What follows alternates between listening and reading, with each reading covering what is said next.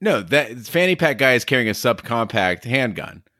That's what his fanny pack is for. You can carry like a single stack 9mm. What? So you're telling me at the Portland Proud Boys rally in Portland over the weekend, all the guys dressed like Pepe the Frog, that's what they were packing is snub-nosed compact handguns? Yeah, probably. Remember when we first met John McClane? Argyle picked him up from the plane and took him down to Nakatomi Tower after Christmas party. And the terrorists were overzealous, but it was sweet when they killed Ellis. And with a little help from Alan. Welcome back to Shat the Movies, the podcast where we answer the question, were the movies we love when growing up really that good? You ever caught yourself thinking, why don't they make movies like they used to? Can you still remember spending your Friday night searching for the perfect movie rental at Blockbuster Video? Do you even remember what Blockbuster Video was? If you answered yes and this is the podcast for you, I am one of your 3 hosts, Roger Roper, and alongside me are my 2 co-hosts, Big D, Dick Ebert. Good evening. And Gene Miho Lyons. I used to fuck guys like you in prison. I'm trying to Caught me by surprise. I expected like Pain Don't Hurt or call Dalton. I was gonna do Pain Don't Hurt, and then I was like, you know what? I'm gonna do 2 takes. I'll do Pain Don't Hurt, but if the reaction is natural, and I used to fuck guys like in prison, we'll go with that one too. That's so good. All right, it's so good. And each week, the 3 of us will decide if our favorite films from our childhood still hold up. Each week, the audience selects from 6 movie choices that we then break out a race car VHS tape rewinder and watch the movie tallied. The highest number of votes at the end of each podcast, the 3 of us will provide you, the audience, with a number of wipes each movie would need to take to get off your respective butts. So, thank you so much for listening. If you haven't already, hit the subscribe button and share with a friend. It's how we help the podcast grow. You can also check out our sister podcast, Shat on TV, where we review television series such as Westworld, Taboo, American Gods, and Game of Thrones. You can find all the information over there at shatontv.com. That being said, Big D, what are we in for tonight? I should have gotten like trumpet sounds for this one. This is one of those glorious categories that I knew was coming. I was looking forward to it, and when it hit, it is the best of Patrick Swayze. And the 6 films that were up, last place, Black Dog, then Youngblood, The Outsiders, Red Dawn, Ghost, and the winner with over 46% and 900 votes. The category got almost 2,000 was the 1989 classic Roadhouse. Yeah, I was really pulling for Red Dawn. I'm a huge fan of that, but I think that Roadhouse is much more of a starring Patrick Swayze movie, right? Whereas rather than he's just in it. Now, why didn't this have Dirty Dancing? Because Dirty Dancing was in the dancing category. Okay. And I thought for sure it was going to win. And then I didn't want to double dip and have it. But from now on, what we're going to do is if a movie wins another category, we just remove it and go with the second place. Because it ends up, you're starting to leave off movies. Like, you're like, why wasn't Tron in the best of Jeff Bridges? Sure. Because it was up in video game. So from now on, going forward, Dirty Dancing would have been in this category. Yeah, but I mean, this is when people think of Patrick Swayze, I think of Roadhouse. Certainly there's Dirty Dancing. Certainly there's Ghost, there's Point Break. But I mean, this really defines Patrick Swayze's career. Yeah, this is it. He did Point Break, first it was Dirty Dancing was the first big break. The Outsiders was his first big break. But he did Youngblood. He was in that as well. But I'm talking about Dirty Dancing. He was a romantic lead. Right, this is the first one where he jumped into that action and also the romantic lead. So this was the big one for him. And then after this, he did Ghost, Point Break, and that's when he exploded. But this is the first Swayze moment. Can you call this an action movie? Is this an action movie? Oh, yeah. Really? It's a different kind of action. Yeah. There's a lot of different action. Is Predator 2 action? I mean, it's more of I think it's old man action. I think they play that at the nursing homes. You have to be 70 and up to enjoy Predator 2. Is Raiders of the Lost Ark action? That's like a serial movie. That's an adventure movie. Raiders of the Lost Ark is an adventure movie. This was an adventure of sorts. Hell yeah, an adventure in Missouri. Roadhouse is a 1989 American, I guess we're going to call it an action film, directed by Rowdy Harrington and stars Patrick Swayze as a bouncer in a newly refurbished roadside bar who protects a small town in Missouri from a corrupt businessman. Sam Elliot co-stars as a bouncer, the mentor and friend of Swayze's character. The cast also includes Kelly Lynch as Swayze's love interest and Ben Gazzara as the main antagonist. The film is currently listed at number 42 in the official Razzie Movie Guide's top 100 most enjoyably bad movies ever made. It does have real movie taglines that were on the poster and an advertisement that state Dalton lives like a loner, fights like a professional, and loves like there's no tomorrow. Some posters even included this tagline: "The dancing's over. Now it gets dirty." Oh, man. Sadly, in January of 2008, Patrick Swayze was diagnosed with pancreatic cancer. He did fight the good fight for well over a year and was able to continue acting, but died, unfortunately, in September 14th of 2009. We always ask the question, where were you? What are your memories when you saw this movie the first time? We'll start with you, Big D. So watching this now, I can't tell you when I saw it, but I've started to realize how this influenced my life. At the age when I saw this, I was still a virgin. You know, I had no idea what it was like to be a cool guy. And at some point, I must have assumed that Patrick Swayze was a cool guy. You know, the ladies loved him. He looked pretty good.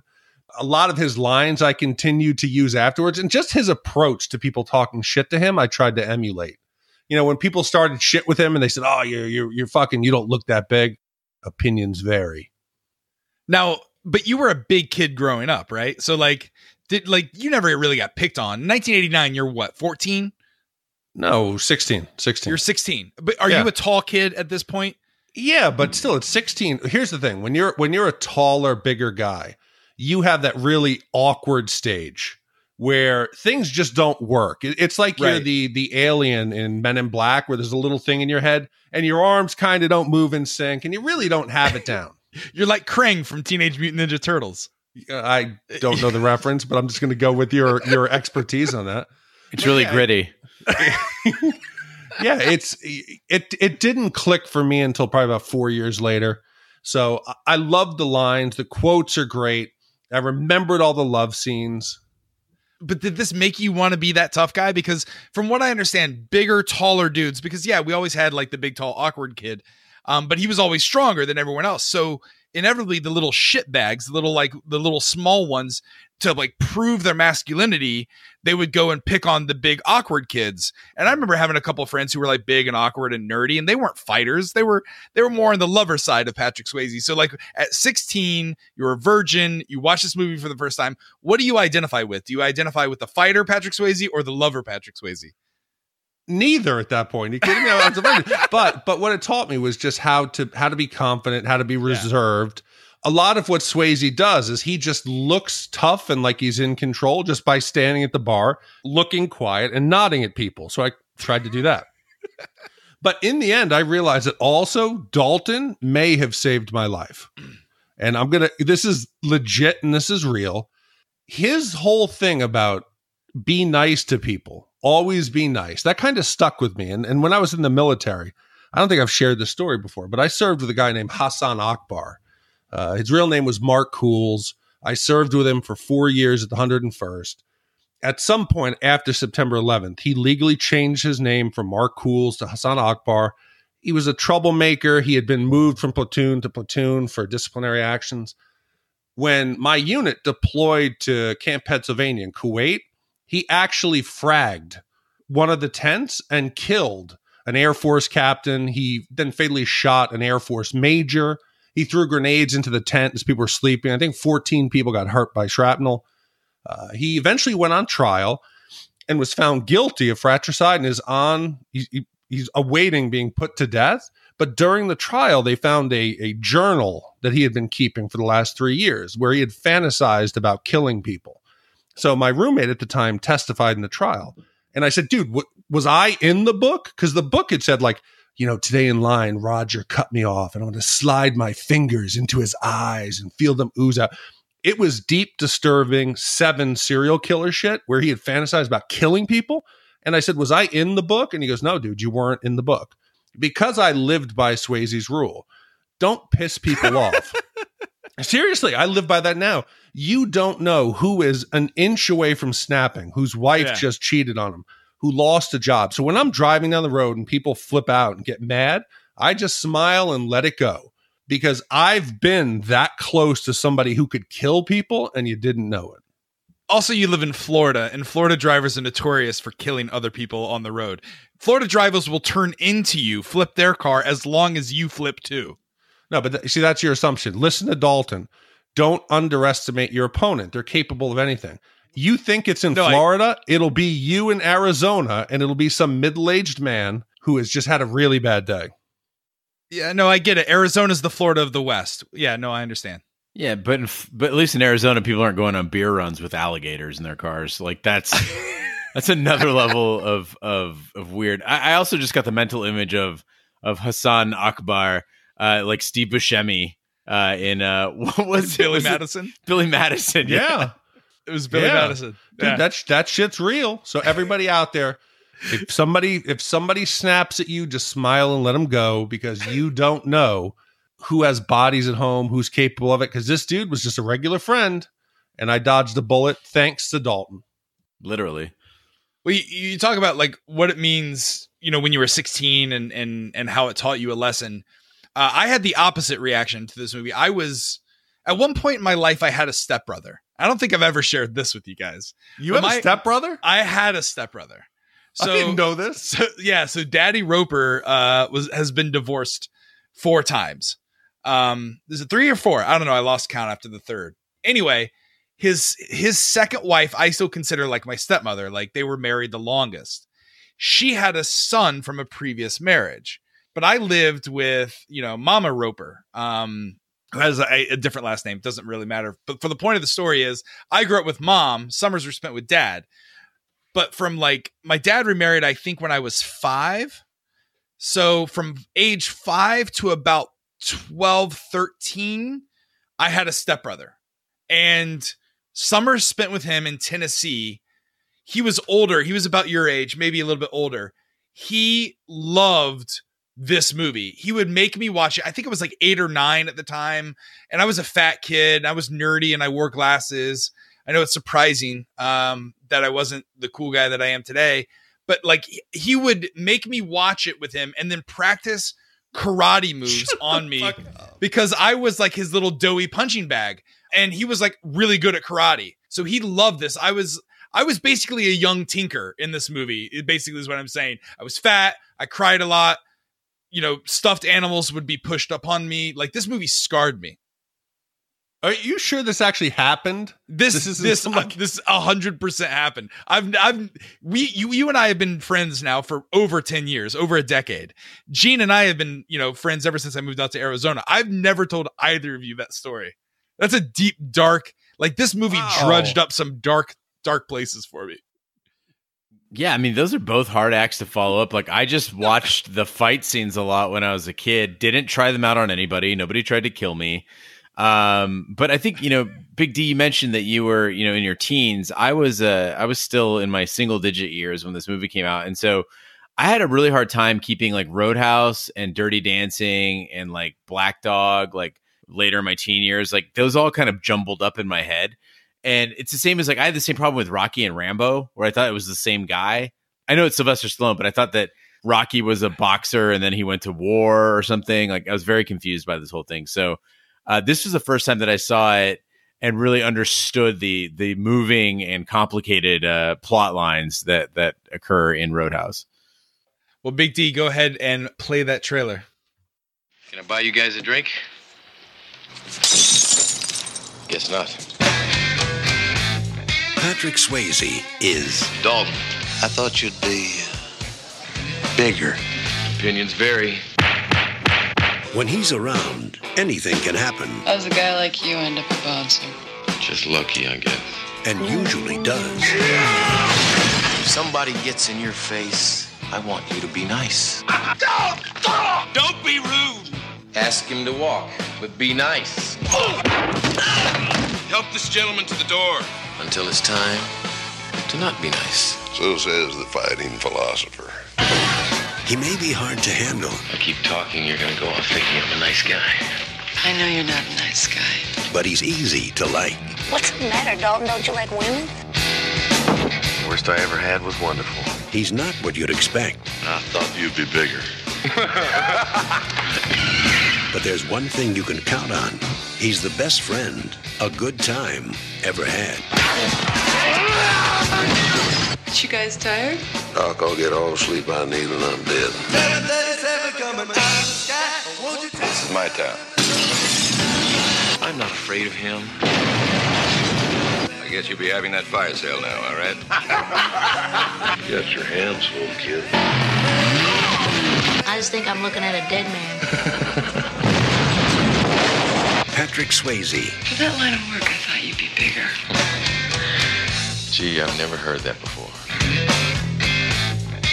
Roadhouse.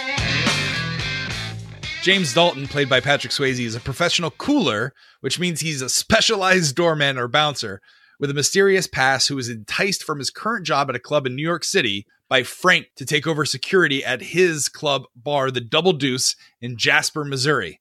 Frank plans to invest substantial money into the club to enhance its image and needs a first-rate cooler like James Dalton to maintain its stability. So first thing, I rented the HD version, and the actual picture quality was so awful and muddy in the beginning. I had to stop and see if I was buffing or they had just, put the wrong version up there. Back in the 80s, you forget how bad the picture quality was. This was all shot on regular film, but it looked muddy. It looked 80s and 90s. And at first I thought it was bad, but then as the movie went on, it started to add to that realism of the movie. I loved it. Yeah, it's the dive bar of 35 millimeter. No, this movie, outside of, its poor film quality, it is the most 80s opening ever. You had a Ferrari, people in the club are just throwing around plastic cards saying, put it on plastic. People are putting down $100 bills as if it's like just throwing around money.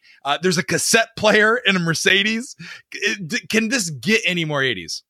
Well, I always question why in these movies, especially in the 80s and 90s, everyone who's in a bar is smoking hot.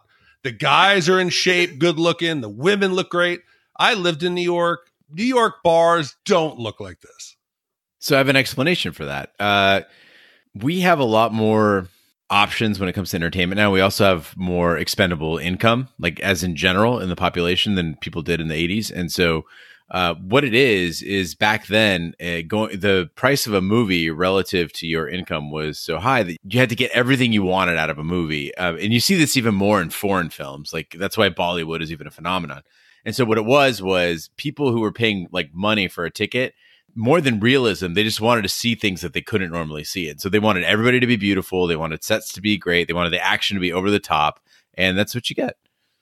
Did they also need an audience that looked and danced nothing like the real crowd would do relative to the band that's playing? Dude, I don't know if you've ever watched like Top of the Pops or American Bandstand or Soul Train, but like that's exactly what if you bust a camera out, everybody immediately starts dancing differently. So we're introduced here to Dalton.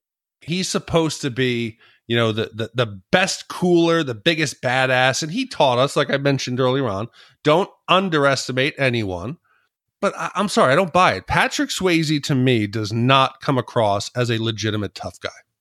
Okay, so I'm going to bring some of my street fighting experience into this conversation real quick. There's certain things that I look for when I'm sizing somebody up at a bar, especially if a fight's about to break out. One of the things I look for is a dagger sticking out of their boot. But no, is what I look for is, okay, for one thing, I'll quiz you guys on this. Why do you never fuck with the guy with the fanny pack? He's got nothing to lose. He doesn't care. Yeah, he looks in a mirror and says, yeah, I look fine. That's a fucking crazy individual. No, his judgment is out of control. No, that fanny pack guy is carrying a subcompact handgun. That's what his fanny pack is for. You can carry like a single stack 9mm. What?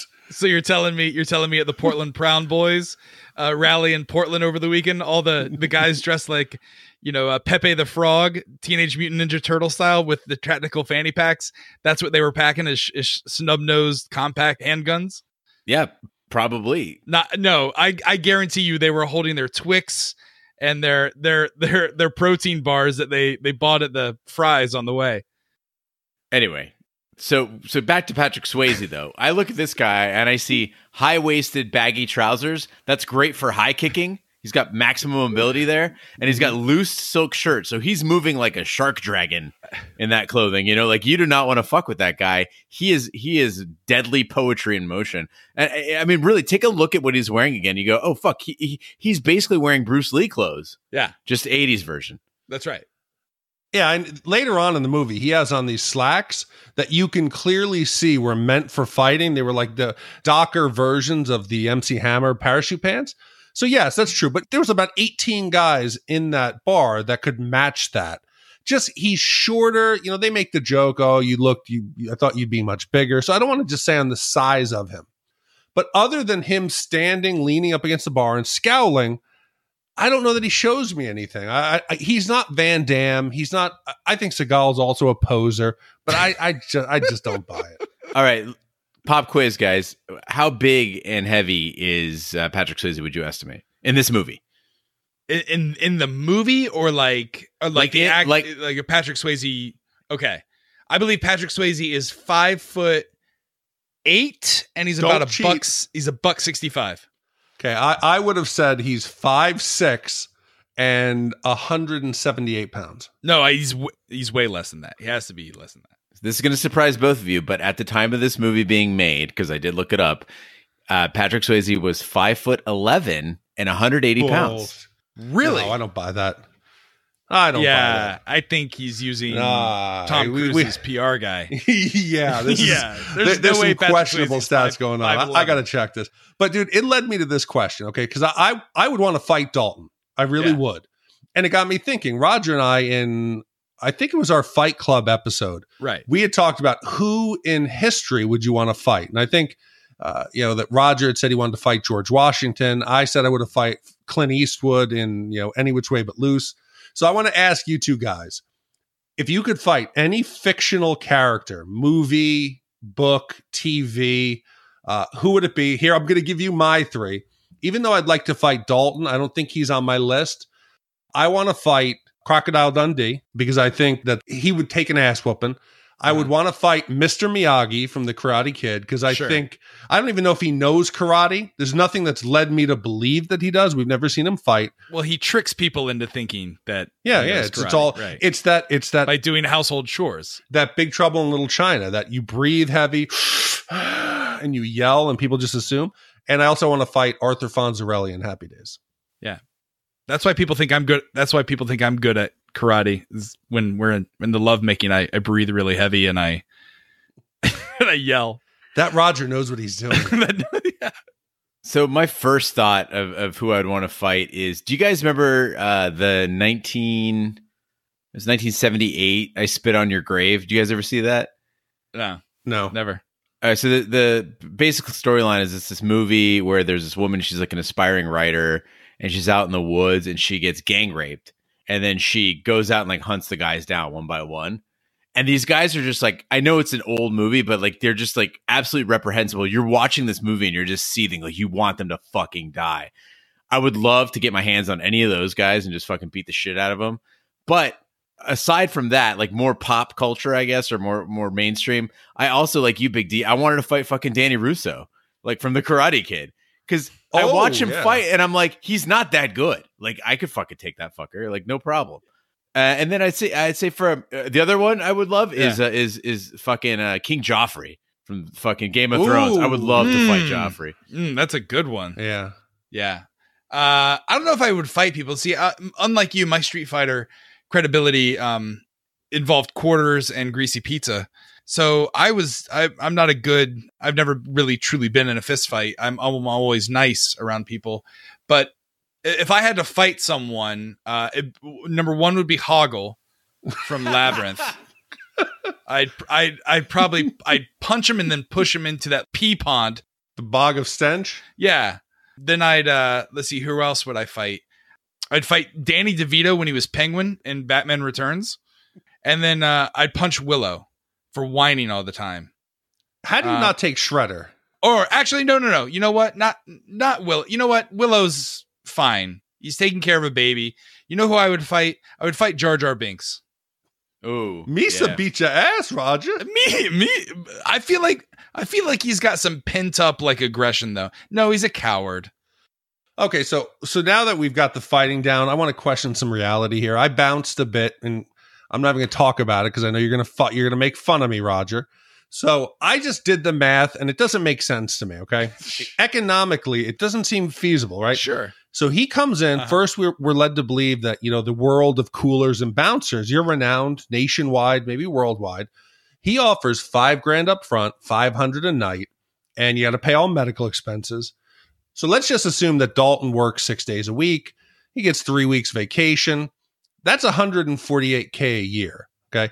So I don't care how good a cooler you are. How is a bar in Jasper that the biggest thing in Jasper is they got a JCPenney, they got a Subway, it doesn't seem like the hub of economic growth in the Midwest. How is the Double Deuce affording to hire Dalton? Well, number one, the real answer is I don't think they're expecting him to be there. It's more of he's like a contractor. He's like who's the guy that comes in from Bar Rescue? The real guy that yells. Isn't it something Tapper? Is that his name? Jake Tapper. Is it Jake Tapper? No, that's a CNN. Yeah, it's a CNN guy. Anyway, there's like this. He looks like a Vegas mob guy or a guy that would lose a lot of money in Vegas. He sweats all the time. John Taffer. That's him. Taffer. Yeah. That's what he's a Taffer. He's hired to come in, rescue the bar, train the staff, and then leave. So it's just like any contractor, any freelance work. Gene, you do a lot of freelance work. You have to set your prices high based upon the fact that you're going to have peaks and valleys. The bigger question here though is, where the fuck is Frank really getting all this money? Is this all a scheme? Like I feel like there's a whole backstory of where Frank really didn't have this money, or he had very limited funds. Because just look at the way he's running the bar. I mean, wouldn't you use some of your money for paint instead of just taking a Sharpie to, he like writes over for a good fuck call, and then it has a 555 number. If the educators are smart in Florida, instead of spending all that money in the boys' bathroom in Walker Middle School to paint over all the graffiti that happened there, they could have just used this method. I believe exactly what you're saying, Raj, about Frank, and it goes to reason because the way he looks at Dalton when he says, "I came into some money," he kind of has a grin, and then notice that there are no cops present at this place like ever. So most bars, if they have a serious security issue, and I've seen several bars like this in Ohio, California, they'll just hire off-duty cops because the off-duty cops are going to be armed, first of all, and secondly, they're connected. So It's a great way to bring security into your bar. And so the only reason you wouldn't hire off-duty cops, or in this case, never have cops show up until the very end of the movie, is that probably something dirty is going on at the Double Deuce. But what I don't understand is he goes out and hires a guy who were shown in the movie, people come from far away to attack. Like Dalton kind of has almost like a price on his head where people want to take him out. So I don't think he's bad for business. Well, you made me think of this, Gene. This might be a possibility. What if he is actually the villain? He's the big bad in this movie. He sees that he's second fiddle behind Brad Wesley. He brings in Dalton, knowing that Dalton's going to come into the Double Deuce. He's going to eventually, butt heads with Wesley. He'll eventually take out Wesley. And now all of a sudden, Tillman is the big dog in the city. Well, I kind of thought, or I remembered that Tillman was a bad guy. Like I thought there was a double crossing at the end where it turns out he is working for Wesley. That actually never happens.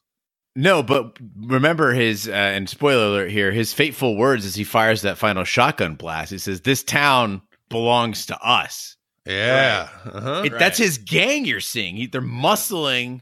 Oh, boys, we cracked this one. It's the birth of a militia. It's the birth of a mob.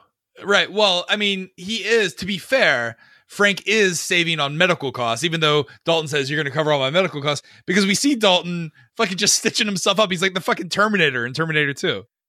Yeah, again, I know we're supposed to understand how tough Dalton is. He's stitching himself up after the first fight of the movie, but again, this got my mind wandering where I'm like, is he hiding from the cops? Like, why would he not? He's in New York. Like, why does he just go to a hospital like a normal person? It takes too much time. In the 80s, he didn't want to go to a New York City public hospital. No, I mean, any chance that he's got to take his shirt off, and if he goes in there, the medical staff's going to hit on him. It's just probably time prohibitive. So that's why he does it. Well, arriving in Jasper, Dalton eventually takes lodging at a local farm owned by Emmett. Dalton is introduced to a local business magnate and next-door neighbor to the farm, Brad Wesley, who appears to have a stranglehold on the town. Dalton fires several unruly and corrupt Double Deuce employees, some of whom are connected with Wesley. After one particularly violent night, Dalton suffers a knife wound. As a result, he goes to the hospital for stitches, where he falls in love with Dr. Elizabeth Doc Clay, who's played by Kelly Lynch. So they start off with every single possible bar fight trope. And, I lived in Missouri for a short period in St. Roberts, to where the local city guide that gives you like the top 10 places to eat breakfast, Waffle House was number 2. It's the type of place where the families have plastic on their sofa, and the bars were very much like this. You had people dealing drugs. You had some people harassing waitresses. I never saw the chicken wire on the stage, but there was tons of underage drinking, tons of drunk perverts, a lot of Miller High Life bottles. And any time that a fight breaks out, you got broken chairs and tables. But the one thing I never saw in a bar was a guy trying to sell off his girlfriend or wife to let you suck on their breasts for $20. I never saw that. And then he just starts groping, like feeling for sand. It's like, you ever played the bags game at a bar? That's what Cornhole? He's doing with her breast. Yeah, he's playing cornhole. He's just like trying to feel the weight. I thought he was kneading pizza. Yeah, exactly. And then the guy who's the husband is like, "Well, are you gonna kiss him?" And the guy's like, "No." As he just keeps playing with the pizza dough, he's like, "I ain't got $20." And then a giant bar fight ensues. Yeah, but this is the thing, as you're thinking of how to rate this movie, the bar fights are fun. Like, they don't make sense, but they're just fun. There's tons of bottles breaking, chairs breaking, tables breaking, people grabbing boobs. There's naked ladies. There's like all sorts of goofiness going on. And for me, it's just a delight to just watch that high energy, raucous behavior. Yeah, but why is the bar constantly breaking out in fights when half the people there are bouncers? Well, because everybody's like on the take or fucking people in the storeroom. Like, they're not good bouncers. I just don't understand how they're paying for that much staff. Well, you got the standard, movie bouncers. You got the big fat guy who doesn't look like he could fight. You got the young college kid who eager to learn. But the biggest dirtbag of them all is Steve.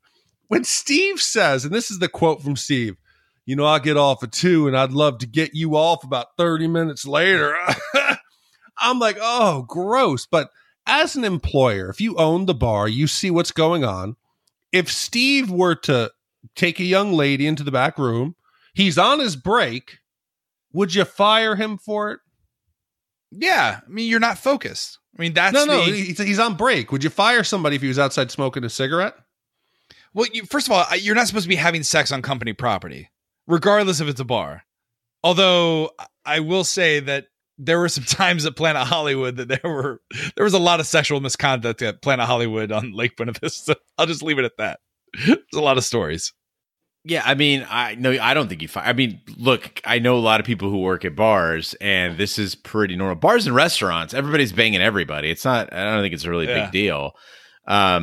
I certainly wouldn't fire somebody. I'd be like, cool, man. Like, way to go, Steve. I think it's great. I mean, really, does Dalton have a leg to stand on? Like, the first thing he does when he meets somebody he likes, is like, why don't you stop by the bar? Yeah. And I don't get it. Why was Steve completely naked, but the girl just had her like dress pulled up? What did Steve do? Hey, come back here. I'm going to disrobe. You mind just bending over them boxes? I got a theory on that one. So when you're showing people having sex, and they're supposed to be sexy, right? In film, on a woman, you can show her boobs, but on a dude, all you can show is his ass, right? Right. So I think they wanted Steve's physique to be on display, so at least he had some sexuality to share with the scene. Made the screen sizzle a little more. Well, all right. So you talked, Big D, you talked about the chicken wire in front of the band. Now, it says in the credits that the band, I guess, is played by the Jeff Healey Band. I had no idea who the Jeff Healey Band was. And I wrote down in my notes, did anyone else think the lead singer of the Deuce Bar was super creepy because of the way that like he would look at Dalton and like he was like very close to Dalton, like walking with him all the time. I was like, why is Jeff so fucking close? And then like, why is Patrick Swayze's character sneaking up on him? And like, what is their relationship here? And then I didn't know that he was blind. I just... You just thought they were very close friends? I just thought they were very close and had a very creepy relationship. I'm just glad you can laugh it off this time and not excuse it as some sort of bloated, unnecessary subplot. Why does he have to be blind? Wait, hold on. Roger, I'm going to come to your defense here. Do you remember Jean at A Quiet Place? Oh, that girl is a terrible deaf actress. That's just terrible. She's over the top. That wasn't A Quiet Place. That was Speed 2. No. Oh, it was Speed 2. You're right. You're right. Yeah, Jean didn't like her deaf performance. Yeah.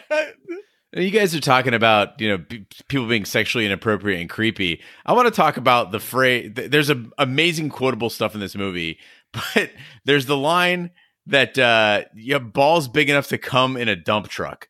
And it's said by one of the bouncers to Dalton, or about Dalton when he arrives at the Double Deuce. And did you guys take that to mean that Dalton's balls are so big that you needed a dump truck to move them? Or are they so large and engorged that he needs a dump truck to contain his ejaculate? Like, which way? What was that all about? I took it as to transport his large testicles, not the ejaculate. I felt like he was using the word balls as a metaphor for his ego and his, his confidence level. I don't think that he actually thought that he had big engorged balls. Okay, because for me, this is like really where the first the first tinge of homoeroticism started to pop up in the movie for me. And usually I'm the last guy to pick that up. Like, you guys are all about that. And I'm always like, no. And this one I was like, no, there is something going on here. There's a definite undertone of male sexuality throughout this movie that if you don't look it's very subtle. You have to really be looking for it, but it's there. And once you see it, you can't unsee it. See, but I don't think it's a homosexual thing, and I'm the one who normally sees homosexual in everything. Dalton is just this magnificent being, okay? He's above sexuality. He's not male, female. People just see him, and they want to be him. They want to be with him. It doesn't matter what sexual organs he has. He's Dalton. They want to be inside him. Yeah, well, there's a Tao of Dalton, right? Because he has these great one-liners like "pain don't hurt," or nobody ever wins a fight. Like there's like in addition to, and I think they list him at 5'11" because his perm goes up 4 inches on his head. And so it gives him that extra 4 inches. But I think it's not only his physical presence, but the mysticism around him, the fact that he's a philosopher and, went to NYU and, he has these rules that he lives by. Yeah, I mean, Big D pointed it out, and I totally agree that to some, again, and not that I'm like, Johnny Scrapper over here, but like to somebody who's been in enough fights, you do understand that some of those things, like as dumb as they sound, make sense. That nobody ever wins a fight. I say that all the time to people that are like, that fight was awesome. You kicked that guy's ass. I'm like, no. Like, it still hurts. If you can clock a guy perfectly and it's still going to fucking hurt your hand. You never come away from a fight feeling good. Yeah, but did you feel like there was actually a fighting style to Dalton? Because it didn't look right to me. It felt very slow and just like gross. Yeah, so yes and no. So the actors were actually trained by Benny the Jet Urquidez, who has 9 black belts in 9 different disciplines. And he was so impressed with Patrick Swayze's ability that he said that he should become like a competitive kickboxer, that he was really good at that. So what you're seeing in the movie is actually 9 different styles. So there's some Taekwondo in there. There's some Hapkido in there. I think there might even be some Tai Chi by the pond. I'm not really quite sure, but I was torn on this because on one hand, it gave me so much respect for the work that like Jackie Chan and Bruce Lee would do, and Jet Li, where everything is so crisp and so precise. But on the other hand, these imperfect kicks, these imperfect punches kind of make sense in the fact that when you watch a real fight, they're never perfectly placed. They're never perfectly executed. And so there was some realism to it, but I agree with you, Raj. It was painfully slow. There's a great video on YouTube. Jackie Chan is explaining the differences between Hong Kong cinema and the way that they film fight scenes and the way that American filmmakers, when they fight. American filmmakers, they have to make up for the fact that their actors or stunt people aren't very good fighters. So they have a lot of close-up shots. And when you compare it against Hong Kong cinema, it's not very exciting. They don't really you can't see it. So that's when we see movies like The Raid, modern, Hong Kong kung fu movies, we're amazed because the fight choreography, like you're actually seeing the punches and the kicks, and you're not relying on, close-up shots. So in this, Patrick Swayze may have, because he's a dancer and he's very fluid in a movement, but if we're supposed to believe that this guy knows karate and tai chi and everything, it's just very laughable, especially if you grew up on movies like I did. Like I watched kung fu movies constantly, like with my stepfather. He loved Bruce Lee, so growing up we watched every Bruce Lee movie, and so to watch those and then have to watch this, it's like, come on, this guy's not tough. He doesn't know martial arts. But wait, does he ever tell us that he knows any martial art? Or are we just assuming? Well, he's doing tai chi by the river. Right, but that's just to relax, dude. You got to look good in the morning, blow off steam. Okay, but but also he's doing martial art type. He employs a little bit of judo with the throw down when he's fighting. So you're supposed to believe that he knows some sort of martial arts. It's left ambiguous, so to speak. Yeah, I mean, he's no Batman, but I think beyond his fighting abilities, I think that we really got to get to the three rules. This is basically gospel from this movie, right? This is the thing that everybody talks about, the one landmark philosophy that emerges from Roadhouse. One is never underestimate your opponent. Okay, pretty self-explanatory. Two is take it outside, which would have saved a lot of chairs and tables here at the Double Deuce. And three, of course, is everyone's favorite, be nice until it's time to not be nice. And at that point, I'm like, Dalton's pretty cool, man. Like already smoking his cigarette. He's got his really high-necked black t-shirt on for some reason, and that's all fine. But then you notice that he like breaks all three of those rules. Like in the first encounter, he attacks a guy with a knife without controlling the weapon. So he's underestimating the ability of this guy to harm him. He fights inside the bar, doesn't try to take it outside. And then he doesn't let his own guy who's trying to handle it or use numbers, essentially that be nice factor until it's time to not be nice. He decides when it's time to not be nice. And that time is just whenever it strikes him. Yeah. How did he get to become the best cooler when he has a fuck ton of injuries? Well, yeah, seriously. When he goes into the hospital and she's pulling out his medical records, which just conveniently also have his college degree, like his shingle on top of his medical record. Yeah. She's like, okay, your blood type is O positive, and I see you have a bachelor degree from NYU in philosophy. Oh, and by the way, you've been shot twice, 4 metal screws, 9 knife wounds, and 31 broken bones. Nice to meet you, Dalton. Yeah. Makes no sense. But do you think Doc is negging him because like she's attracting him? Like the rules of the game, where you have to insult someone, but it's flirting. Like, is that why she's like, oh, I notice you have all these broken bones. Why don't we go back to your place and bone it out? Have another let's make it 32. I just want to point out, Raj, that the first time you mentioned negging on the podcast, I thought, oh, he just knows about something I don't know about. Second time, I was like, oh, Raj is just probably really believes that this negging thing is a real phenomenon. At this point, I'm starting to think you believe in negging, because this is like the 10th reference on the podcast to negging. What's going on there, buddy? Are you kidding me? You've never watched the game? Or you never read the game? You never watched the Love Artist on VH1? It was the Pickup Artist. It was the Pickup Artist. That's it. It was that dude who wears like goggles and his pieces Mystery. of flair. Yeah. Well, yeah, he's peacocking. You got to go out when you got to do some close up magic. You got to neg, and you have to diffuse her, because females run in packs. This is in the book. You have to diffuse the friends. You have to show the attention to the ugliest one in the group so that you win the approval of the rest of them.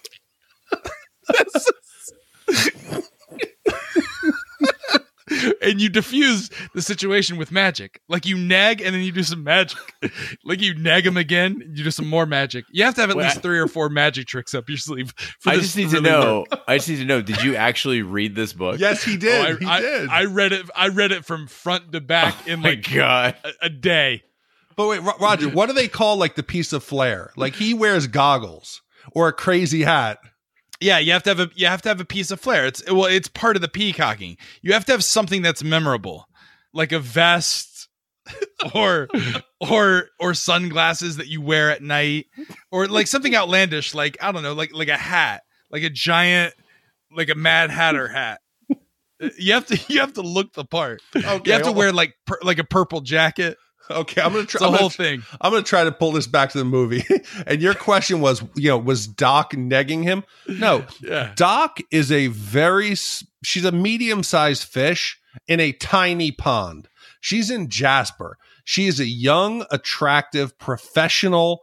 She looks good. She's put together. She's educated, and she's in Jasper. Okay, so this is the first time that Dalton is someone who she sees as her equal, other than maybe Wesley. But she's a bit of an asshole when you get to the end of the movie and you realize she has this backstory that she's been involved with Brad Wesley. She knows, obviously, he's a bad dude. He's shaking down the town folk, all of the entrepreneurs, even her uncle.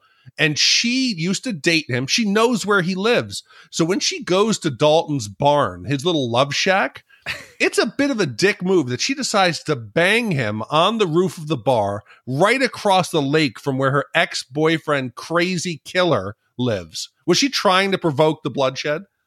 Well, like, do you think she was only dating Wesley for money? Or do you believe that, like, oh, he's probably a good guy. Look at this nice guy. He's all in the community. Or do you think that she just goes for the bad boys, which is why she has the attraction for Dalton? Yeah, it's a bad boys. It has to be. I think I think you're onto something. I think it's not only is she attracted to the bad boys, but she's also all about having that revenge sex. That sex scene, not only is it, on the roof in front of, and you see just Wesley like pacing back and forth, like on a swing, just staring at him. But can we talk about that creepy sex session that they had like before they went out to the roof? Dalton, I guess, invites her back over, which how much of a badass do you have to be able to bring someone back to your farm bunkhouse in the barn and fuck them like, next to the hay? I don't know. In the middle of I guess in the summer. Yeah. In the middle of the summer. Ugh. In Kansas. Ugh. Or in Missouri, whatever. It's the same. Right in Roger, _Roper at Chat in the Movies. No. I don't think that scene was romantic at all. No, it wasn't romantic. Like you see Patrick Swayze like move up on her and then like he pins her and like, I don't know if it was the actress was playing this way or not. She looks like she's frightened. Like, who is this guy making a move on me? Pushes her all the way back to the fireplace. And then he like creepily moves his hands up to her face.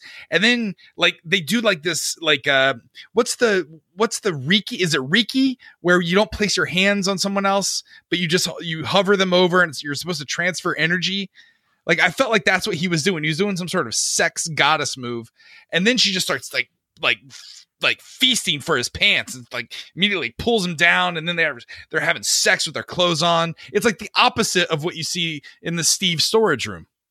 Well, no, it starts off, and I thought it was going really well because he's restrained. He kind of holds back. They don't kiss. She wants to kiss, and then Otis Redding comes on. These Arms of Mine, and that song I love. You turn that shit up. That is one of those up there with some Marvin Gaye if you want to get romantic.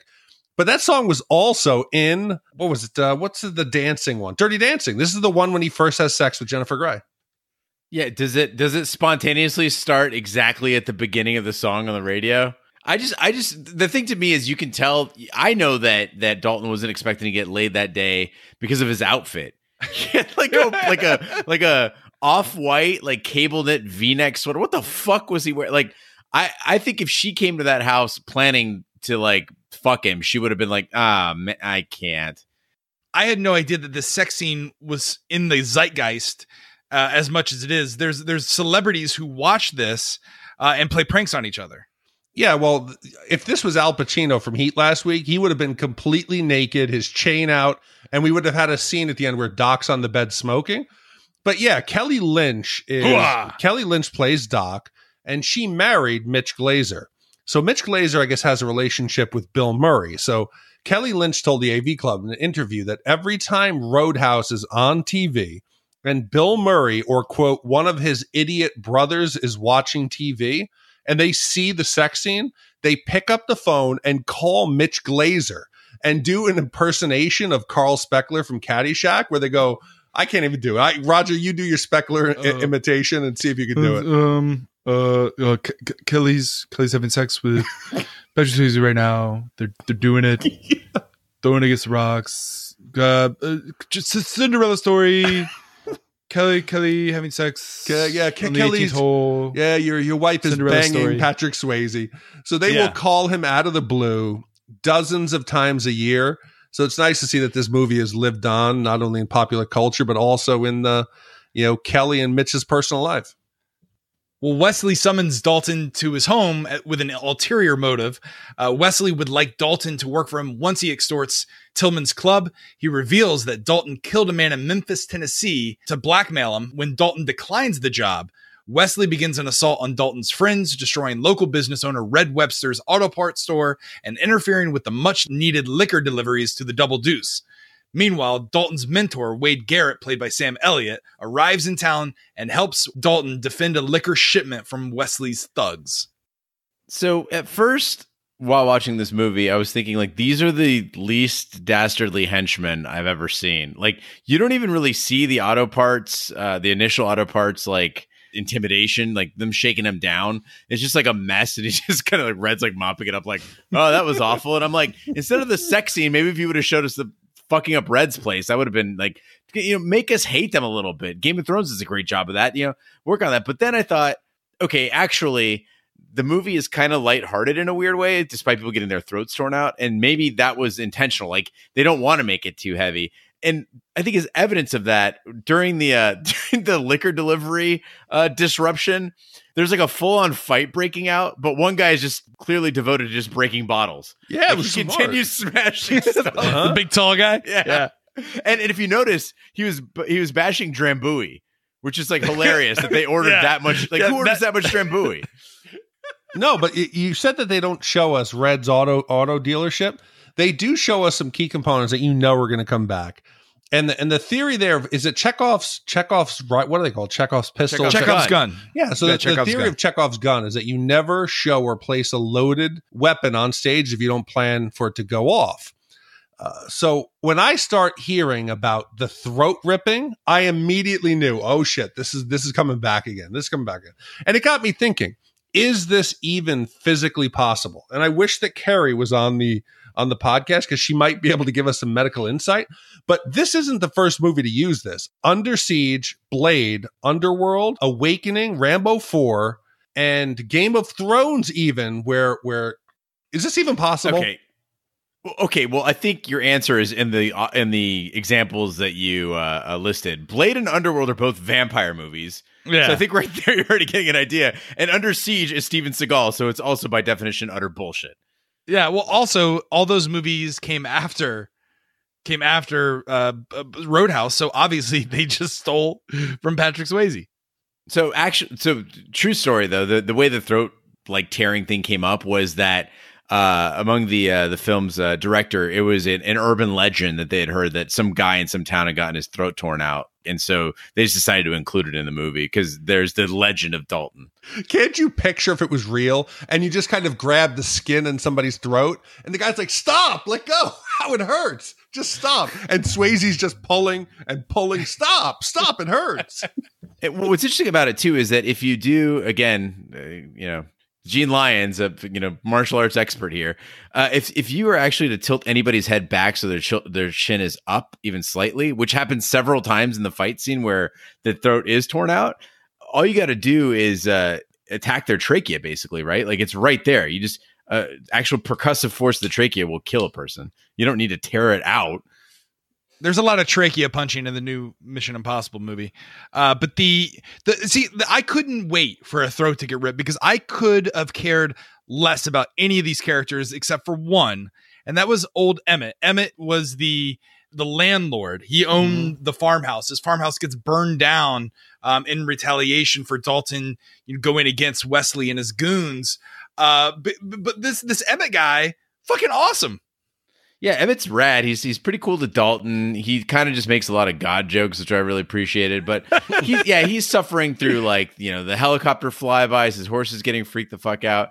But what I love is that after Dalton fucks on his roof, you know that Emmett is once again changing his tenant policy, right? So first it was like the question he asked initially, "Are you honest?" And they're like, "Yeah." He's like, "No, you're not. You mind paying $100 a month?" Okay, now it's gonna be like, "You plan on banging any jealousy-inducing doctors on the roof of my barn?" Like, this poor guy again, and then his fucking place gets blown up. All he's trying to do is bale hay. That's literally all Emmett wants. Right. Well, all right. So I never fully understood why Wesley was such an asshole to this poor farmer across the way. Is it that he's flaunting the money? Is there some sort of land deal that Emmett, maybe that was Emmett's land at one time and he only sold him that side, and now Wesley's trying to get the other side? I don't know. But then I started looking a little bit like a layer underneath. Emmett makes a lot of gay joke references in that first conversation. Well, he's like, I think he asked something like, well, are you man enough to handle, not having air conditioning and living around some animals and all this. Yeah, no. And then he makes the God reference. And I'm thinking to myself, You're do crazy. you think there's no other woman, Emmett doesn't have a family. He's just an old dude living by himself on the barn in the middle of, a fly-by state in the 80s. Do you think the farmer's actually gay and Wesley is just, homophobic, and that's why he's being so mean to Emmett the entire time? Because did you see the way that Emmett stared at Patrick Swayze when he was doing Tai Chi? Yeah, it was a long look. Yeah, you've got this Missouri farmer who sees a guy from New York show up and start doing Tai Chi on his pond. I'd be staring too. I'd be like, what the hell? What in the world? But this is the first time I say it, Roger. You're crazy. You're seeing something here that doesn't exist. Emmett is an awesome character. Emmett looked lovingly at Patrick Swayze Dalton's just glistening body down by the river. Well, we all looked at him that way. Just wearing nothing but gray sweatpants. Yeah, Emmett was you know who else was looking lovingly at one of the characters? Gene Lyons looking at Sam Elliot. Hell yeah. Sam Elliot is a beautiful man at any age, but here we see him in his prime. He's playing the old guy, the old mentor, but I thought he looked just every bit as good as Patrick Swayze. So what was interesting is, again, talking about how much I enjoy this movie, even though it doesn't quite click as a martial arts flick or an action flick. Sam Elliott and Patrick Swayze are, I'll say it, they're pretty terrible at fight choreography, Sam Elliott in particular, but they're so damn charming. They were in that car together and Sam Elliott's looking out of the hole in the windshield. And I was just like, he's so cool. And he's so cool that he comments on Doc's ass. He dances with her. And then he's like, it's dangerous to have an ass like that on something with so much brains. Or what he says. Yeah. And Patrick, it's a very misogynistic say. It's like, what is a smart girl like you doing with a body like that? That's basically no, but look, I dig what Gene's saying, and I agree. Originally, Doc was cast as Annette Bening, and they fired her because there was no chemistry between Patrick Swayze and her. That scene where it's the night after, where they've been partying all the way till dawn, and they're dancing in the breakfast place. They seemed like genuine friends who had been hanging out. There was a chemistry there that gave the movie an extra charm, and it worked. If you don't have that, I didn't take Sam as Wade as trying to pick her up. It was a genuine guy relationship. And when they're sitting in the car and the doctor walks out of the hospital and he goes, "Damn it, I knew it." That was so real. Sorry, I pulled up the exact quote. That gal's got entirely too many brains to have an ass like that. See that? Wait, that's not misogynistic. If he's it is. Hold on, he's illiterate. He can't even form a correct sentence. That done butt look really good. My two brains. That doesn't matter. That means women with brains are ugly. That's what he's saying. No. Let me tell you how that is. So when I'm sizing up a lady, okay, if she's beautiful, like she's a knockout, but she's not too bright, I don't consider her that dangerous. If she's incredibly intelligent but not that attractive, I don't consider her dangerous. When she's got a body and she's intelligent, now you're fucked. That's danger. That's a risk. Yeah, and she's manipulating her new boyfriend to have sex with her on a roof across the river from her psychotic ex. That's dangerous, too. And she's got radioactive powered hairspray. That's dangerous, too. Well, Dalton allows Wesley and his men entrance into the club that night. However, Wesley deploys Jimmy, a violent ex-con, to start a brawl with the Double Deuce bouncers. After a brief skirmish with Dalton, Wesley calls an end to the fight and leaves the club. The next day, car dealership owner Pete Strudemeyer becomes Wesley's next victim when he also refuses to pay his extortion fee, as the goons demolish the dealership and crush 4 station wagons in the showroom with his monster truck. Dalton and his friends look on with contempt. Okay, I want to take this one chronologically because there's a lot to cover, but I want to start with Jimmy. So Jimmy, played by Marshall Teague, who goes on to have a vast career in Star Trek Voyager, and he also did, I think it was Babylon 5 and some other stuff. But anyway, so he was in Armageddon too. So Jimmy is basically the bad guy answer to Dalton that Wesley trots out there. And he comes in the middle of the dance floor at the Double Deuce and he starts twirling this pool cue. And the movie switches gears. And I think this is the mistake that they make. The movie switches gears from fun bar brawls to like some sort of a Bruce Lee thing where all the guys surround him and they come and they attack one by one. And here's the thing is I don't understand why nobody in this movie, except for Jimmy, has the sense to fucking use a weapon. So he pulls out the pool cue and everybody's just like, well, we got bare hands. Let's just go after him. And also, none of them protect their heads. Jimmy's the only one who protects it. He's really the best fighter in this whole movie. Yeah, but what about when he decides to pole vault over the fat bouncer on the ground with the pool cue and then does like some somersault to land on the stage? Yeah, all of this is happening while, a really hot blonde. I think she's the hottest of all the blondes in the movie. She's doing a whole full striptease. Why are you going to start a bar fight in the middle of this beautiful event that's happening right in front of you? Yeah. Also, again, here we go with Dalton not following his own advice. Be nice until it's time to not be nice.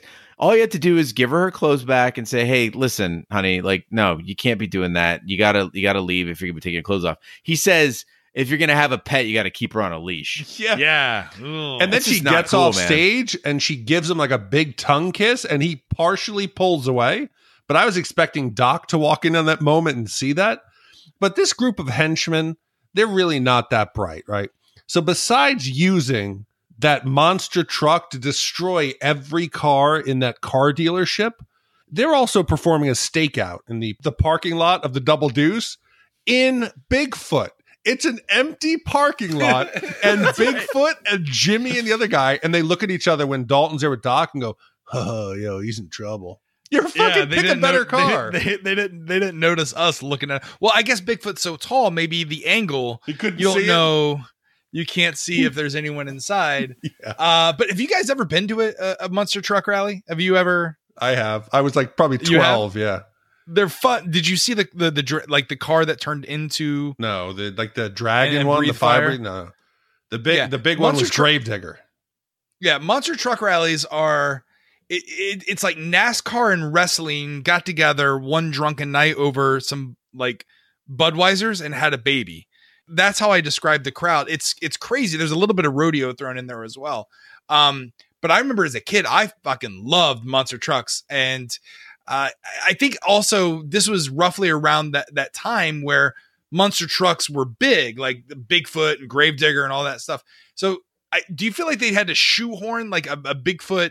They're like, oh, a big movie. We want to do some cross promotion here, and we want to put in a monster truck. No, this is like Roger's World, and we're gonna drive over cars. This is like Roger's World, the thing that I drew for you. Right. If you're gonna have explosions, like big kicks, strippers, bars, you have to have monster trucks.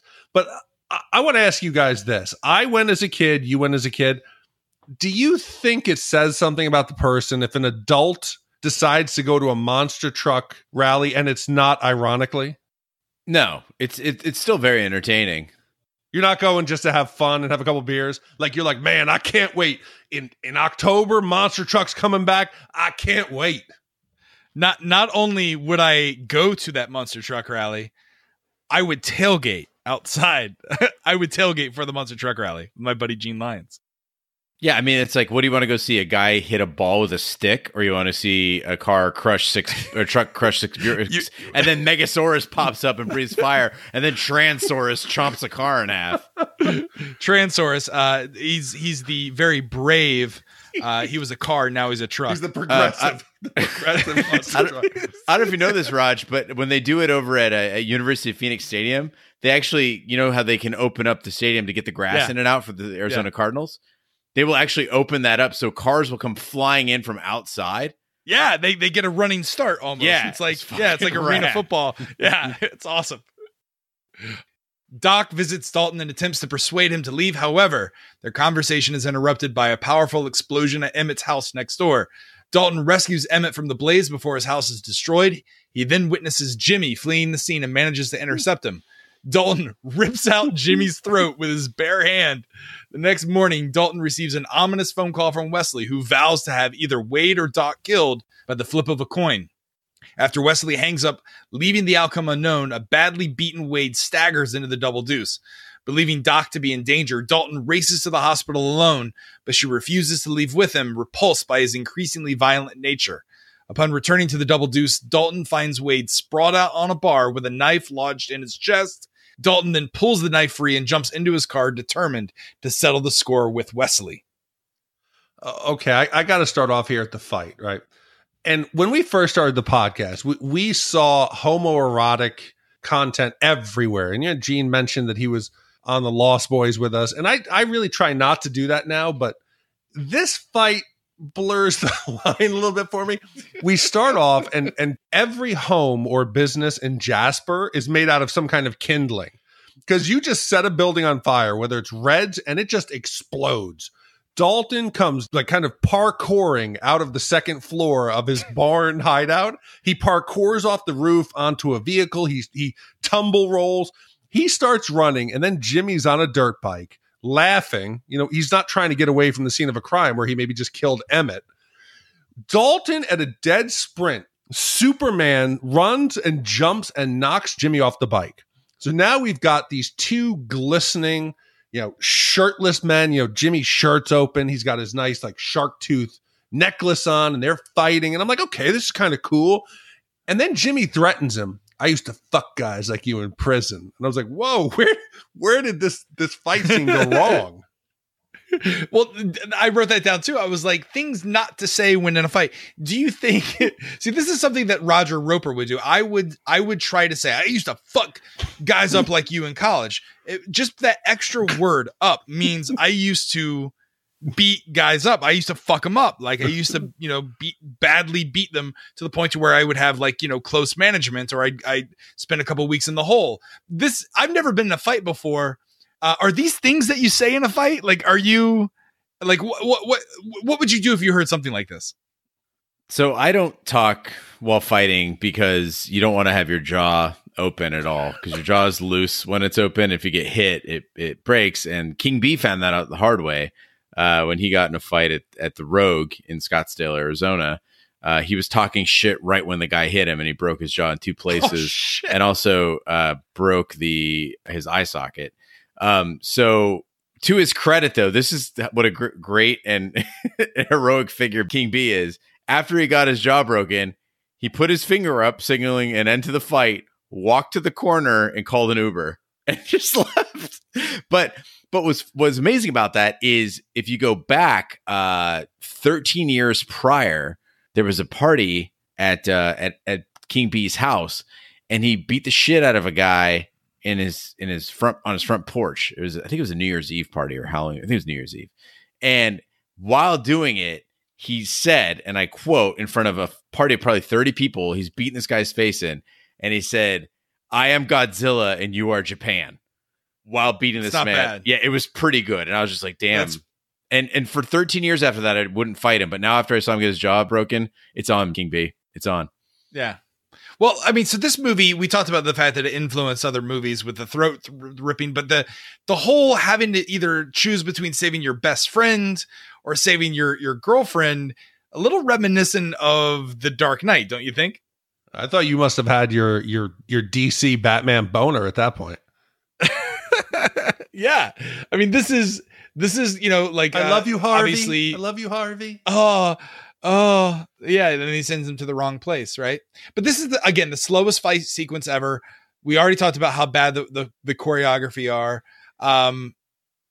Yeah, I got a counterpoint there, Raj. You in your notes you listed this as the slowest fight sequence ever, and I'm like, and you say that you've seen a lot of like kung fu and action movies, but I want to point our listeners to 3 movies that are way worse than this one. Like, go watch these after watching Roadhouse, and you'll be thankful for the fight choreography in Roadhouse. One of them is called Ninja Silent Assassin. This movie has like sword play, but the ninjas all spend most of their time running at each other and just clashing their swords. They all have headbands that say ninja on them. It is painfully slow. You can tell that they probably dubbed over the audio and these guys were talking to each other through their masks. Like, okay, now we're going to go right hand. Okay, now we're going to go left hand. It is terrible. There's also Black Belt Jones, which was one of the dudes that was in Bruce Lee, I think, Enter the Dragon. He got his own. He was in Enter the Dragon, right? Yeah. Yeah, he got his own movie. And it was terrible. The fight scenes were absolutely awful. And then, did you guys ever hear of Jim Cotta? Yeah, Jim Cotta. Uh-huh. Yeah, Jim Cotta was where they were like, hey, this guy is a gymnast. Yeah. Let's see how much ass he can kick while doing gymnastics. There's literally a scene where he fights the guys while on a pommel horse. I was going to say the pommel horse. Fucking so bad. So I want to say, Raj, I want you to recalibrate. Hold on though. All right, let me pose this question to you. The ninja martial arts styling of Dalton in Roadhouse or Teenage Mutant Ninja Turtles 1989, who has the better fight sequences? Oh, I'll watch Teenage Mutant Ninja Turtles all day over this. I think they have better. I think they fight better. I think the fighting choreography of who was the kid, the young kid, the Asian kid that played the turtles and doing the fighting. Eddie Hung or something like that, right? That's so racist. Christ. Eddie, I think it's Eddie Hung. You're racist. I'm pretty sure it's Eddie Hung. Look that up. Eddie Hung, actor. Yeah, type Eddie Hung. I bet you're going to get something other than karate movies. Action in Teenage Mutant. Wasn't he the brother of Guy Hungus from Log Jammin'? You talking about Ernie Reyes Jr.? Ernie Reyes Jr. Eddie Hung. Eddie Hung. I think Eddie Hung is another martial artist. All right. Okay, I'm gonna pull us back to the movie here. So I was caught by surprise by Wade's death. They give us the old bait and switch. You think, that they just beat up Wade and he's gonna be okay. He then comes back, he's murdered. But Dalton's got to be the dumbest fucking guy in the world. He's supposed to be this proficient bouncer. He's a philosophy major from NYU. He's a smart guy. He finds his friend murdered in cold blood on the bar of the place that he works. His bright move is to roll him over and slowly extract the murder weapon from his chest, leaving his... and granted, the police have not shown up in the entire movie yet, so maybe he thinks he's safe. But this isn't the brightest move, because in real world, all that they have to do now is Wesley has to call the police and say, hey, guess what? Dalton just murdered the other bouncer, and he goes to jail. Yeah, that's supposing there's actually police in this movie at all. So police do show up, and again, it's another deep theory. I think we got 4 like really deep conspiracy theories about Roadhouse, and I think one of them is that the police only respond to gunfire, and so that's why nobody uses guns in this town. Because you note that the first time you see a gun, because the whole movie I'm going, why doesn't the bouncer have a gun? Why doesn't the bar owner have a gun? Why doesn't like the worst guy in the movie have a gun? Nobody has a gun. Jimmy pulls the first gun we see, pulls one out of an ankle holster, which is also an odd move. He's like, I'm going to kill you. No, that's not the first gun. The first gun is when Wesley pulls it out when Jimmy's doing his pole vault over the fat bouncer, and he shoots the ceiling and says, that's enough. Let's go. Oh, that's right. That's right. So Jimmy's got the second gun. But after Wesley pulls the gun, Jimmy pulls the gun. Now everybody's got a gun. Everybody's got a gun. But so I think what happens is that it takes gunfire for the police to show up. And again, that would make sense. That's why not everybody's carrying a gun in this town. Right. It turns into a Quentin Tarantino film in the third act.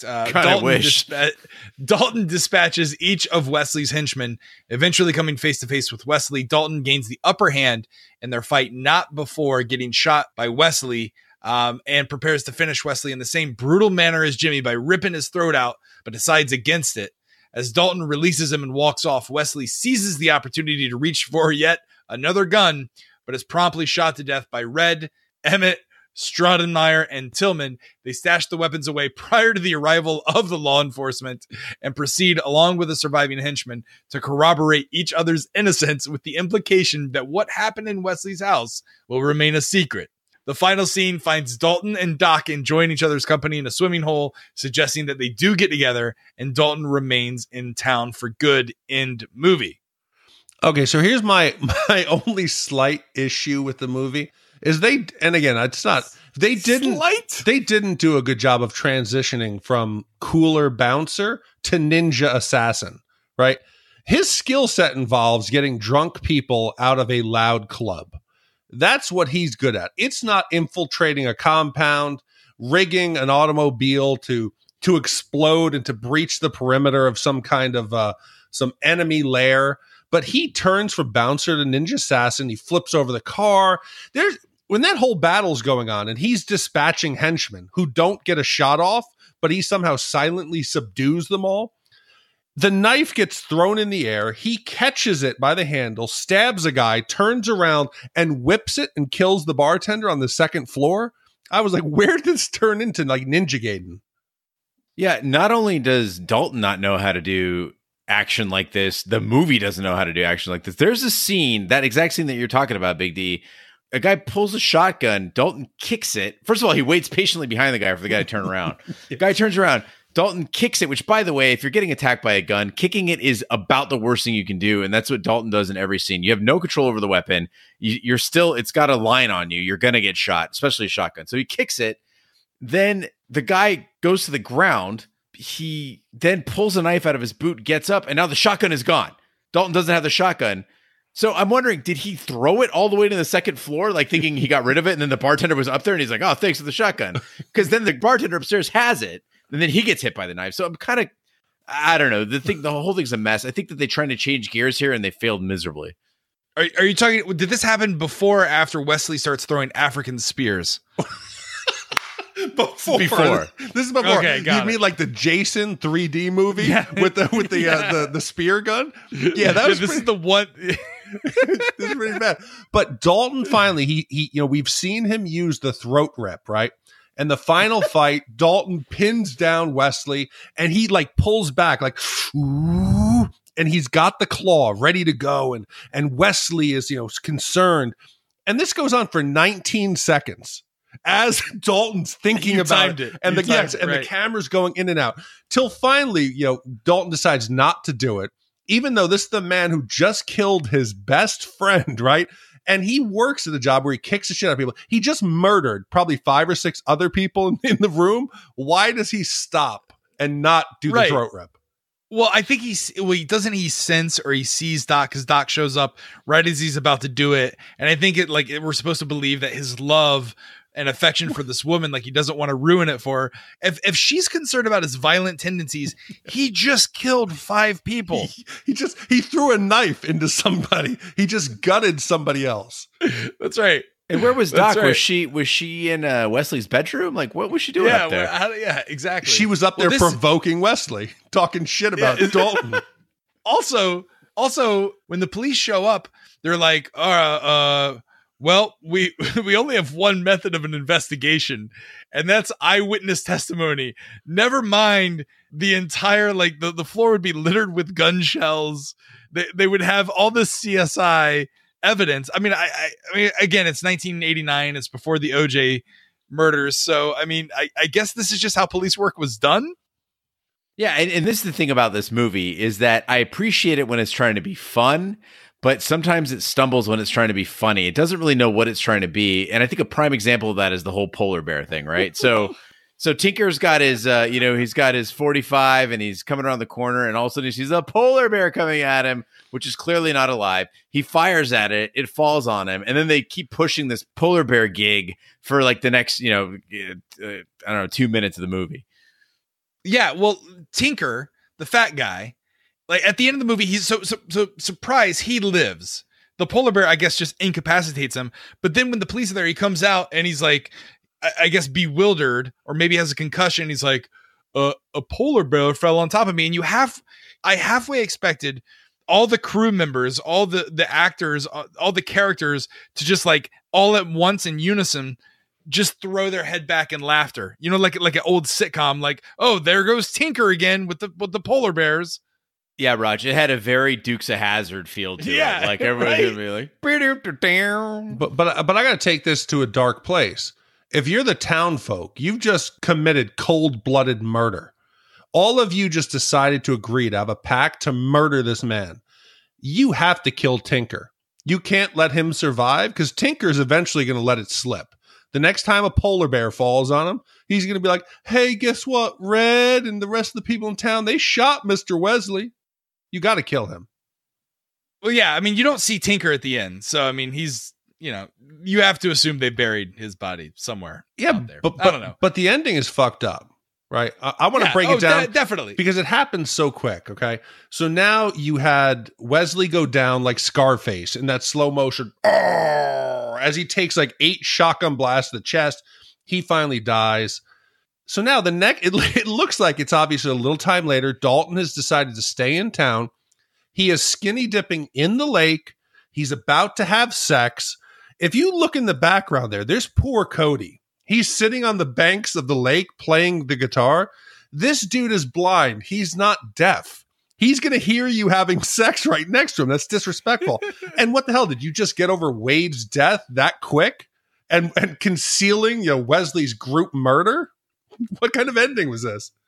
So, Raj, at this point realize that Cody was blind, or did you still think he was just some creepy watching. Dude? I thought he was some creepy dude just watching Patrick Swayze bang Doc.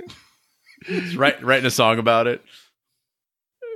Well, now's the time, the podcast where we break out our shat meters and give you our wipe scores. If you've never listened to the podcast before, 5 Wipes is a terrible movie. It's the equivalent of using the bathroom at the Double Deuce. It's basically taking a Double Deuce. 0 Wipes is a perfect movie. It's like going to the bathroom at the bandstand and wiping your ass with $100 bill and there not being any poop on it. And then you use it to buy a drink. So that's how our wipe score goes. We'll start with you, Gene. We haven't started with you in a while, so we'll start with you. How many wipes do you give Roadhouse? All right. Well, Roadhouse, I think we've established, is not a perfect movie, but I had a lot of fun watching it. It is just, that's the key word about this movie for me, is fun. It had great 80s boobs. We've seen a lot of boobs in these 80s movies that were not so great. These were all prime, as Dave Chappelle would say, great New York boobs. Yeah, great boobs. This was a quintessential 80s boobs movie. Like there's a scene where you introduced Sam Elliot. There's boobs in the background. There's G-strings. It's definitely happening. Yeah, so it's got the boobs going for it. It's infinitely quotable. Lots of fun fight scenes. Just those great bar fights with breaking glass, people going through furniture. I love that shit. Swayze and Elliot were absolutely charming. Loved every second they were. And Swayze in the scenes where they actually played it down a little bit and he actually did some acting, you can see that the talent is there. Like he is fully capable of pulling off these scenes in one-on-one dialogue and when he's delivering even small soliloquies. He's got the talent there. But then it turned into Commando. And Commando, if you remember, was great to watch because Schwarzenegger is just a great action star, right? Whether he's running across things and blowing up pottery or, hacking people to death, it's much better to watch. Swayze is out of his element. Everybody in this movie is out of their element during that end, 10 minutes. None of these guys had the chops to pull it off. So for me, it's a lot of fun, but it does have its flaws. 2 wipes. Big D, how many wipes do you give Roadhouse? So I was thinking about this. What do we describe this as? We want to see how do movies hold up, right? I think this movie holds up super well to what it originally was. This is crazy. No, listen. This came out, I think, the same weekend as Lethal Weapon 2. This was that type of over-the-top action fun. Yes, the movie's about 2 minutes long, but I honestly believe that Roadhouse is a masterpiece. Okay. It practically invented the concept of a good, bad movie. Even the Razzies have it on there as the top 100, good movies or movies that you enjoy. And I think it's fun. It's enjoyable. I think it's professionally executed. The actors have charisma. The fighting style was entertaining. There's some hiccups in it. In the end, kind of feels tonally a little bit off, but it was fun, man. You look around at all the current pop culture references to this. Mystery Theater 3000, The Crow, this is his favorite movie. You love The Family Guy. Every time that Peter punctuates a fight, what does he turn to the camera and say? Roadhouse. This movie is still relevant today. It is fun. Yes, it's misogynistic. Yes, it could never be made today. There's some homophobic undertones, but it is so true and enjoyable, and I think it holds up just like it did in 89. I think I got to agree with Gene. This is a better than average movie, so it's a 2-wipe. You guys are crazy. By the way, there was talks of a reboot. So, by the way, there's a Roadhouse 2. It does not have Patrick Swayze. It has who is the singer? Eddie Hung. Yeah, Eddie Hung. No, he played the lead singer in That Thing You Do. It's like Schlereth or whatever his name is. Mark Schlereth? Maybe, that's a football analyst from ESPN. ESPN. I know. Yeah. Anyway, the point is, this movie does not need to be remade because it does not hold up at all. It's way too long. It has terrible fight sequences. The only reason I'm not going to give it a 5-wipe is that it's infinitely quotable and it is in the zeitgeist of pop culture. But overall, it's a pretty dumb movie.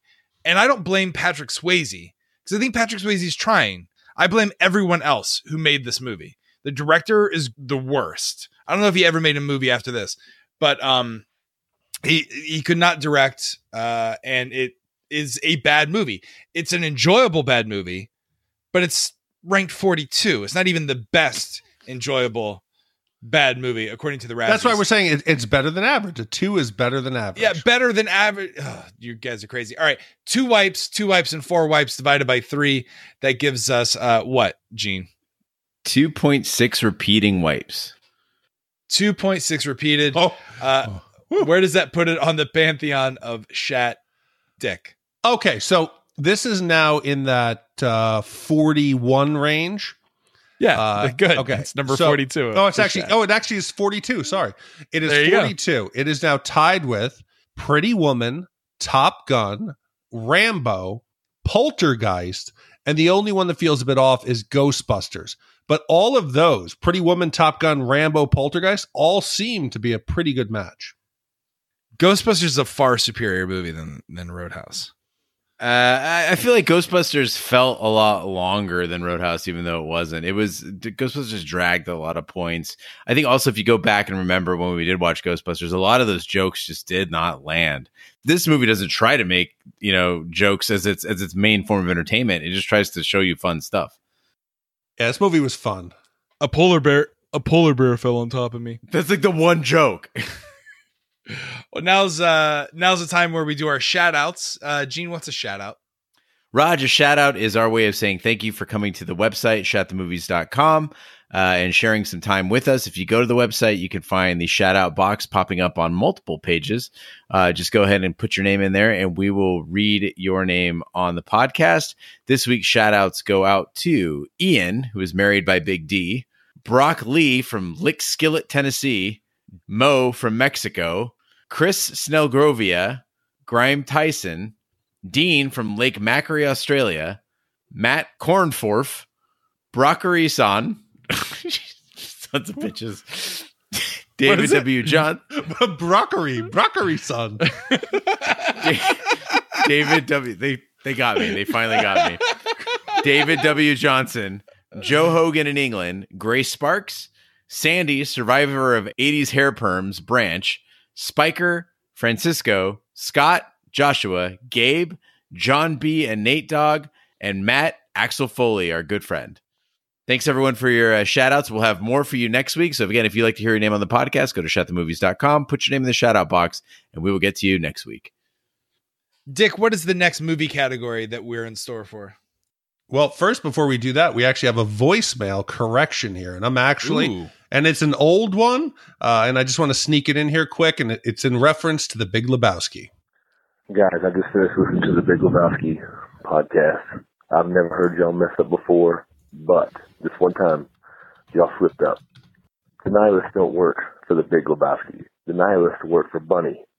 She owed money all over town. Walter's always correct. Go back and check it out. The nihilists work for Bunny. See y'all. Love the show. Yeah, the nihilist did work for Bunny. I don't think we ever said that to the contrary. Yeah, I think you guys, you definitely did. You got to go back and listen to it. Yeah, I said the nihilists. I said the nihilists did it because I thought they were in on it, but in fact they're trying to defraud Lebowski of his money. Right. So my bad. Good catch. And as far as next week, like I said, that this was a week I'd been looking forward to. Next week is the big one for me personally. It is natural disasters, and the contestants were Dante's Peak, Volcano, Armageddon, Deep Impact, Outbreak, and Alive. And this is going to be a great week for everyone involved, except for maybe Roger. Big D, you'll be also excited to know that I have seen, out of all those, I've only seen Outbreak. Oh, okay. Then you're in for a treat. Yeah, if you stick around to the end of the podcast, if you stick around to the end of the podcast, we're going to play the trailer for the upcoming movie. That concludes this week's episode of Shat the Movies. Be sure to follow us everywhere on social media and share with a friend. We're everywhere, including Twitter, Snapchat, and Instagram. Just follow the handle at Shat the Movies. Our Facebook page is Shat the Movies Podcast. Our website, where you can vote on upcoming movies that we have to watch, is shatthemovies.com. There you can also find links to support the podcast as well. We're trying to find a great way to commission podcasts or give you a fast pass. So be on the lookout for that. But if you want to donate, there's a couple donation links there. Our email address is host@shatthemovies.com, where you can suggest movie categories and titles. We're everywhere fine podcasts can be found, including iTunes, Google Play, Stitcher, and YouTube. Be sure to subscribe. And if you stop by any of those, be sure to leave a 5-star review. That really helps the podcast grow. You can also check out, again, our sister podcast, Shat on TV, where we review television series such as Westworld, Taboo, American Gods, and Game of Thrones. You can find all the information there on the website, shatontv.com. On behalf of my co-host, Big D, Dick Ebert, and Gene Lyons, I'm Roger Roper. Be sure to join us next week for this movie. Thank you so much for listening. Take care, good night, and good luck. Little Richard, me and you, man. You know what I'm saying? We going to the top, baby. Big time.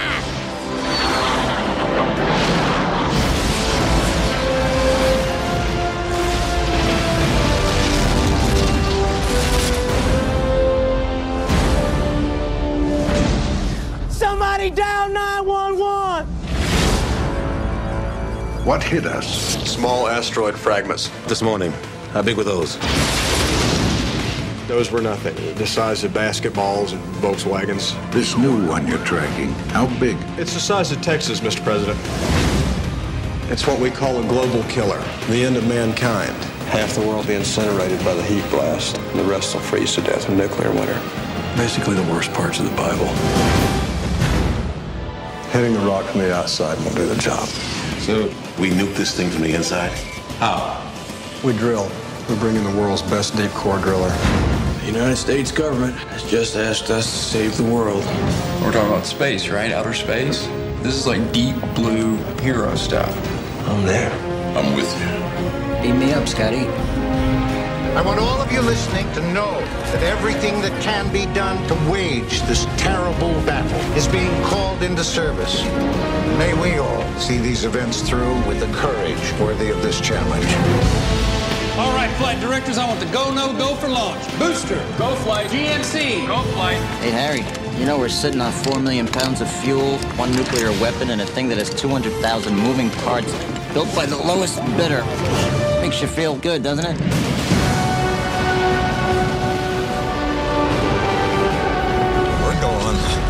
Okay, gentlemen, you're warriors up there. You're already heroes. Just sit back and enjoy the ride. The dreams of an entire planet are focused on the 14 brave souls traveling into the heavens. Astronauts, welcome to space. It's about time. I haven't flown up in about an hour. I'd start praying about it right now. Listen, this is a kick-ass ride. Touchstone Pictures presents Bruce Willis, Billy Bob Thornton, Liv Tyler, Ben Affleck, Will Patton, and Steve Buscemi. Just hold on! Don't get for the other team!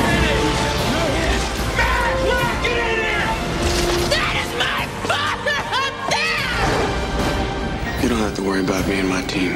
We'll get the job done.